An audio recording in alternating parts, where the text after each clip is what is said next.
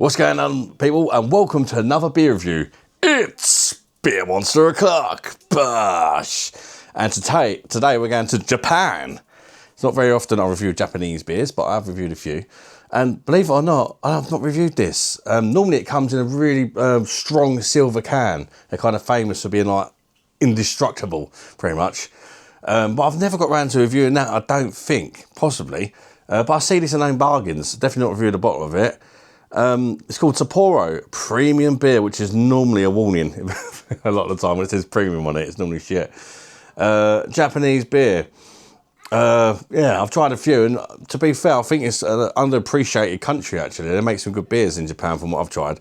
It's 4.8%, and it cost me 99p in the Home Bargains. It's a 330 ml. So it's only a little bottle, but it's a good way to try it, I suppose, isn't it? And see what it's all about. So that's what we're going to do. We'll crack it open. Although it's a Japanese beer, it's actually brewed in Holland, this particular bottle, but sometimes it's brewed in Japan. There's a few different countries that brew it. It's one of them kind of weird ones. Whether they're all different versions or what, I can't tell you. I can only review this one, which is the Dutch brewed in Holland. And Sapporo is the first ever beer brand, Japanese beer brand ever. So yeah, hopefully it's a good one. Let's get it in a glass and see what she looks like. Let me know if you tried this beer in the comments, guys, and whether you liked it or not.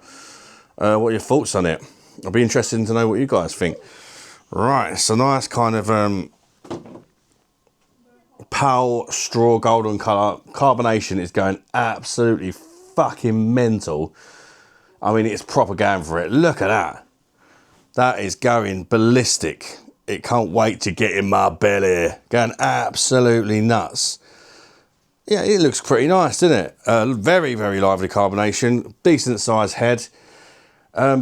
It's got refreshing written all over it. By the looks of it, it looks very refreshing, I would say. Let's get the nose in there and check out the aromas of Sapporo, if that's even how you pronounce it. Very subtle aroma on that one. There's a little malty sweetness. I've got to be honest, it smells a bit like not Budweiser or something. Interesting. It's just that subtle kind of almost wet cardboardy. There's a little bit of a grassy note as well, but I think it might be brewed with rice. It's very, no, I'm not getting a lot at all. Do you know what I mean? I don't know. Let's see what it's all in the taste, isn't it? Who sniffs their fucking beer? Me, I just did. But only for review purposes. I'm not normally a beer sniffer. Anyway, cheers everybody. Bosh! Let's chuck it down a big fat cake hole and see if I think it's worth a buy.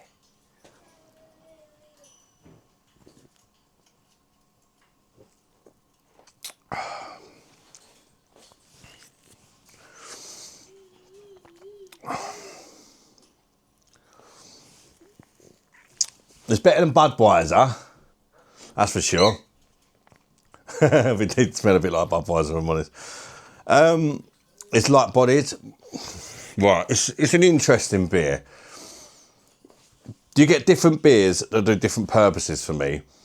This beer does serve a purpose.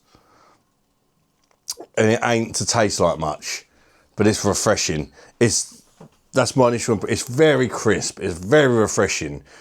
But there's not much flavour going on at all. Very mild tasting. There's no real finish to the beer. It's just sort of there. It's well carbonated. It's nice and cold. It's refreshing. There's a subtle sweetness, like malty sweetness to it. I wouldn't be surprised if it's brewed with rice, but I don't hate it. There's not a lot to hate, really.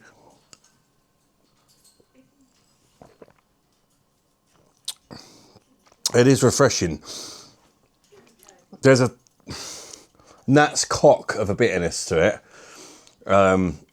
Again, what I was going to remember, there's a kind of grassy, subtle grassy, maybe a bit of lemon on the finish, but it's very, very hot, like barely noticeable, On a hot day, when you're sweating your bollocks off, that'd be a cracking beer to refresh you. That's the purpose of this beer for me. If you want a lager that's got a bit of character to it, a nice kind of spicy, lingering bitterness or something like that, like a Pilsner. It's not got that, not kind of rich, sweet malts of a Hell's or nothing like that.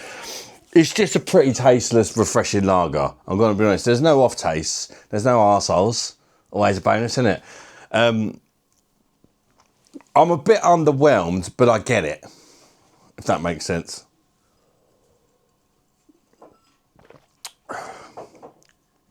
There is some flavour there. It's just lacking, but I don't think it's ever trying to be that flavoursome lager. I've got to be honest, I like it. The way I've probably described it, you're probably thinking he's going to give it a bad mark. I'm not actually. Although it doesn't do a lot, it reminds me of a bit like something like a Singer beer or something like that. You know, it does what it needs to do. It refreshes you, and that's what lagers are about, really, isn't it? That's what you want in a lager. Personally, I prefer a Pilsner with a nice aftertaste as well. That still refreshes the bollocks out of me. But yeah, it's a nice beer. I'm going to give it an 8 out of 10, actually. I almost reached for the bell.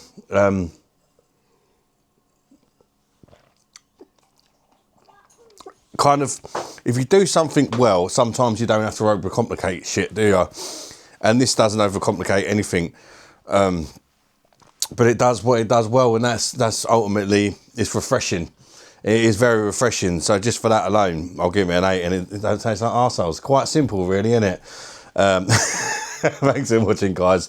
Please do recognise that like button, especially if it made it this far. It helps the algorithms and that, so more people might get to see the video, recommend the channel and things like that. And do subscribe if you enjoyed this video.